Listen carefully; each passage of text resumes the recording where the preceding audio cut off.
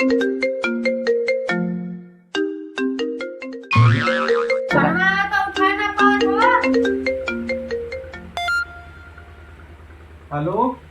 हाँ भैया। हाँ यह बहन के नहाए कहीं है तो वो है ठंडा तेल वोल रखनी है। हाँ बहन की ये गोड़ और दबावत नहीं।